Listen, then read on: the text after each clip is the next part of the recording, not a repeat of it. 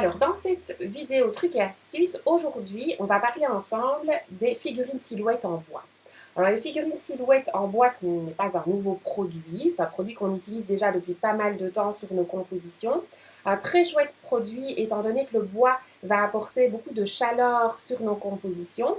Et donc, je vous ai préparé quelques petites compositions pour vous montrer, pour mettre le doigt, l'accent sur certaines petites choses qui vont vous permettre peut-être de les utiliser différemment ou de vous remémorer certaines choses pour pouvoir les réutiliser, vous donner l'envie d'aller les rechercher dans votre tiroir ou bien tout simplement d'en acheter de nouvelles pour en agrémenter vos compositions. Donc au niveau des formes, on a différentes formes. Alors il y a des formes très simples comme les ronds et les carrés et on a des formes un petit peu plus travaillées comme les ronds, les ovales et ici on a de nouveau des ronds avec des ajourés comme ceci sous forme de ronds rondelles et ici des petites volutes. Donc voilà, au niveau des formes, les différents éléments qu'on vous propose. Alors, au niveau de la composition de la figurine, le bois est très très fin, donc vous allez pouvoir le travailler très facilement, l'encoller, le coller aussi très facilement. Les figurines sont reliées entre elles par des petits liens en bois comme ceci que vous allez couper tout simplement avec une paire de ciseaux pour pouvoir les détacher les unes des autres. Alors, première petite astuce, vous voyez qu'ici, les deux éléments sont attachés l'un à l'intérieur de l'autre. Vous pouvez aussi très bien profiter de ces petits liens pour pouvoir les laisser attacher l'une à l'autre et les utiliser telles quelles sur votre réalisation. Pourquoi pas? C'est une première petite astuce. Pardon. Donc, comme je vous le disais, j'ai préparé des petites choses. Alors, je suis loin d'avoir fait le tour. Votre animatrice va bien entendu, comme à chaque fois, prendre le relais pour pouvoir continuer à aller plus loin, vous proposer encore d'autres choses. Mais voilà, on va commencer par des modèles où la figurine silhouette est restée telle qu'elle. On n'a rien du tout appliqué sur la figurine. On laisse le bois opérer sa magie. Et donc, en réalité, vous allez vite vous rendre compte, dans ce cas de figure, que c'est tout le reste qui va faire le boulot. Donc, en utilisant du papier imprimé, du papier uni, la figurine qui a été mise en couleur avec de l'encre, eh bien, tout cela va déjà faire pas mal d'apports de couleurs. Donc, votre figurine, elle peut rester nature et venir apporter justement ce petit côté chaleureux grâce au bois et venir mettre le reste du décor bien en évidence. Pareil ici. Donc la figurine bois ici a été doublée de papier imprimé. Donc pour cela, vous avez des outils vraiment top tels que les blocs de papier imprimé comme ceci. Donc c'est cette couleur-ci que j'ai choisi. Donc en fait, qu'est-ce que j'ai fait? Eh bien, j'ai simplement collé la figurine sur le papier avant de venir détourer le tout. Donc j'ai contourné la figurine pour pouvoir venir découper le papier et la figurine en même temps. Donc pour cela, si vous utilisez du stylo colle, eh bien je vous conseille de laisser quand même un temps de séchage pour que la figurine adhère bien au papier. Maintenant, moi, la colle que j'utilise, ma colle de prédilection, c'est le roulant collant repositionnable qui colle très très bien. Et à ce moment-là, dès que la figurine a été posée sur le papier, vous pouvez directement détourer le tout. Mais l'un comme l'autre est tout à fait envisageable. Et donc ici, le fait qu'on a déjà le papier imprimé par-dessous, on a la petite attache parisienne décorée avec du papier imprimé aussi qui vient surplomber. On a déjà la couleur de la pression ici, c'est un gabarit décor que j'ai utilisé pour pouvoir venir placer le décor de briques par-dessous. On a le sticker qui vient aussi accompagner l'ensemble. Donc voilà, le tout l'un avec les autres. Les uns avec les autres, eh bien, c'est suffisant. On n'a pas besoin de venir rajouter encore quelque chose sur la figurine en bois. La figurine en bois, eh bien, elle apporte simplement le bois, la matière, et c'est déjà bien suffisant. Alors, dans ce cas de figure-ci, qu'est-ce que j'ai fait? Eh bien, j'ai placé ma figurine en bois sur un élément que j'ai découpé dans une forme ovale, que j'ai découpé dans une feuille de mousse 3D. J'ai enlevé la pellicule de protection sur le dessus, donc j'ai simplement placé ma figurine et donc elle va coller à la forme en mousse 3D. Et puis j'ai saupoudré de paillettes toutes fines comme ceci, noires. Donc les paillettes sont venues se déposer sur tout le pourtour de ma figurine. Et puis après, eh bien simplement, en venant placer du cordon en coton ciré comme ceci, le ruban par-dessous, et on a la texture aussi qui vient, eh bien, le tout, les uns avec les autres, les différents éléments combinés les uns aux autres font que c'est suffisant, inutile de venir en rajouter sur la figurine. Voilà. Donc ici, dans ces trois éléments-ci, c'était vraiment bien pour souligner le fait que le bois est vraiment très très chouette et vient compléter le reste d'un décor sans du tout apporter une matière supplémentaire sur la figurine. Par contre, si vous le voulez, bien entendu, vous pouvez venir appliquer de la couleur. Alors, dans tous les exemples que je vais vous montrer, moi, personnellement, je ne recouvre jamais entièrement la figurine, puisque moi, le bois, je trouve ça tellement joli que j'ai vraiment envie de laisser toujours, du moins partiellement, apparaître le bois sur la figurine. Donc ici, qu'est-ce que j'ai fait? Eh bien, j'ai opté pour de l'encre. Donc ici, ce sont deux encreurs, le bleu grisé et le pétrole. Donc j'ai fait le pourtour de la figurine, j'ai ombré le pourtour de la figurine avec du bleu grisé. Ensuite, le pétrole, eh bien, je suis venue simplement l'appliquer sur les quatre bords de la figurine. Alors, comment est-ce que j'ai fait pour l'appliquer? J'ai simplement frotté le bord, bien entendu, avant de venir coller ma figurine sur la composition. Hein. Ça, c'est évident. J'ai frotté le bord de la figurine directement avec l'encreur, mais si vous voulez, vous pouvez aussi utiliser une brosse pour encre pour pouvoir venir placer la matière sur la figurine. C'est tout à fait possible aussi. Et pareil pour le pétrole, je suis venue simplement tapoter l'encreur sur les quatre coins, sur les quatre angles droits, et le tour était joué.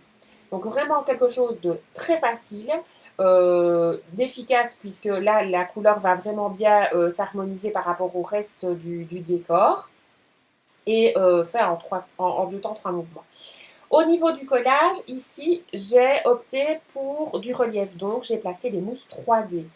Ça aussi, les mousses 3D vont vraiment coller très facilement au bois, il n'y a vraiment aucun souci. Et vous allez pouvoir placer votre figurine en relief très très très facilement. Alors, toujours avec les encres, mais ici j'avais opté pour du sous-bois. Là, par contre, l'encre a été appliquée avec un tampon.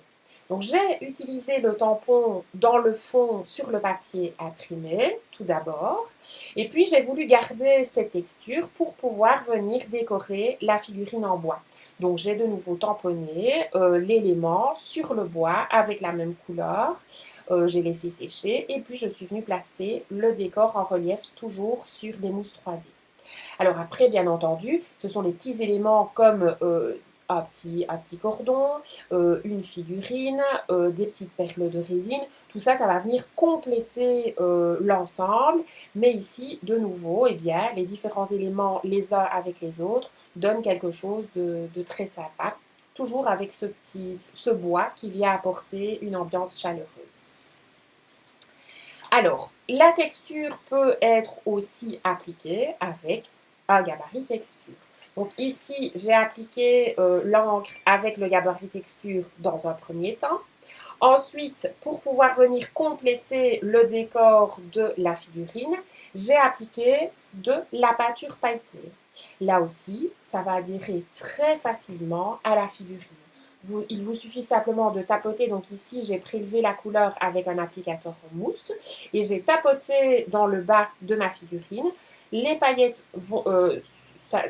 s'attachent très facilement, se collent très facilement et la colle sèche aussi très très vite et très facilement.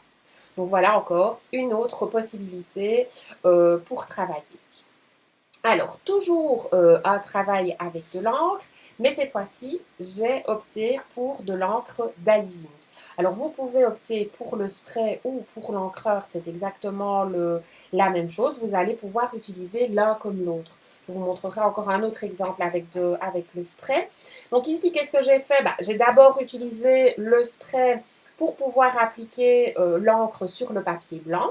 Ce papier, je suis venue le coller par-dessous la grande figurine telle que celle-ci.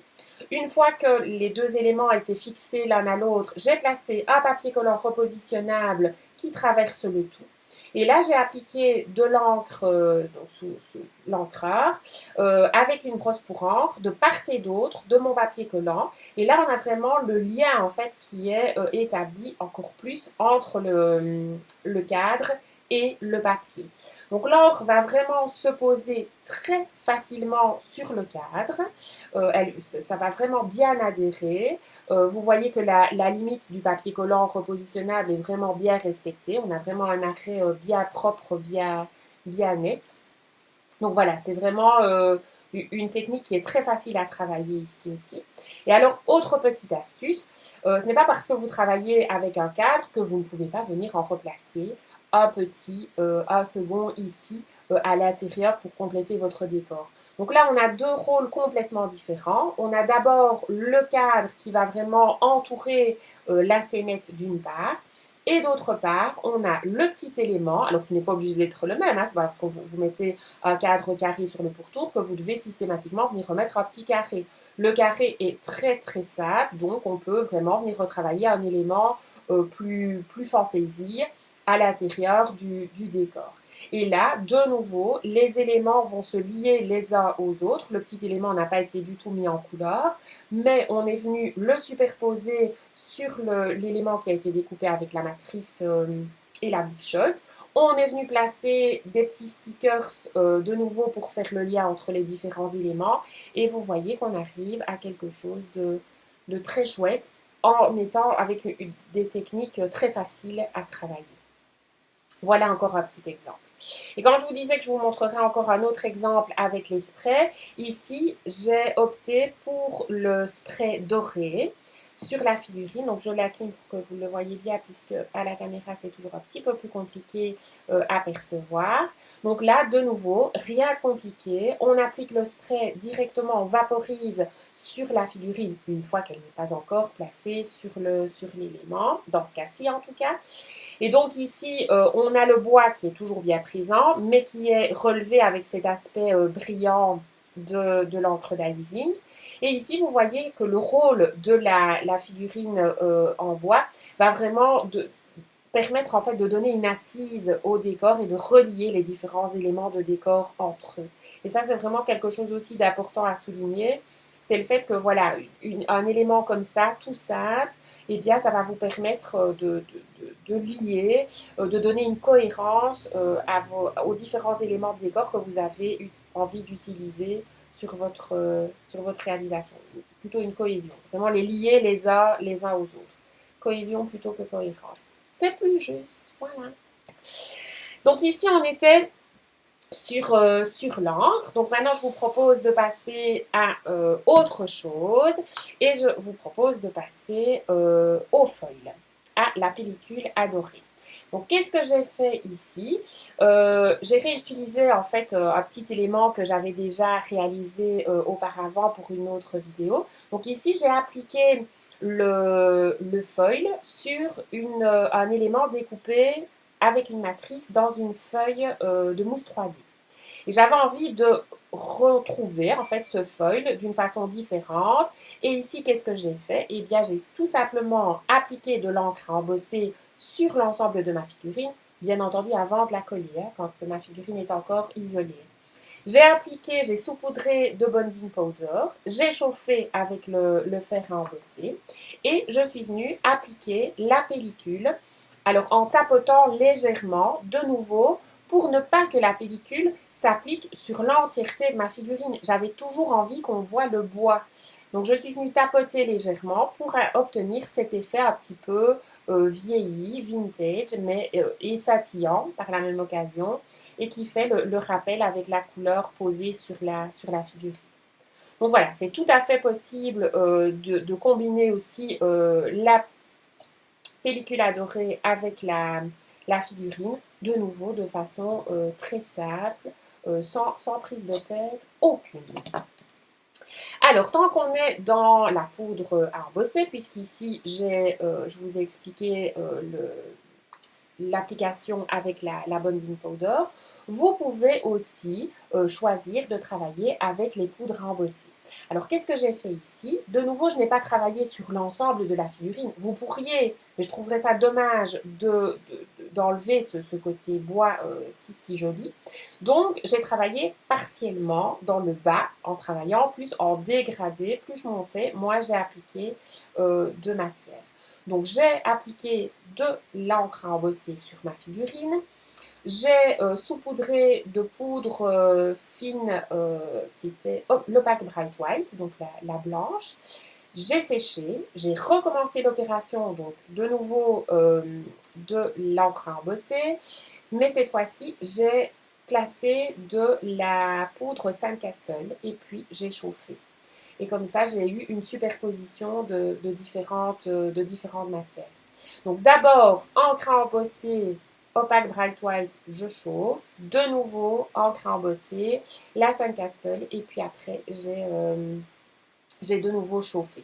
Donc vous pouvez le faire simplement avec une couleur, avec plusieurs couleurs. Vous pouvez monter un petit peu plus haut. Vous pouvez aussi en appliquer un petit peu partout, mais en gardant cet effet saupoudré pour qu'on voit toujours le bois.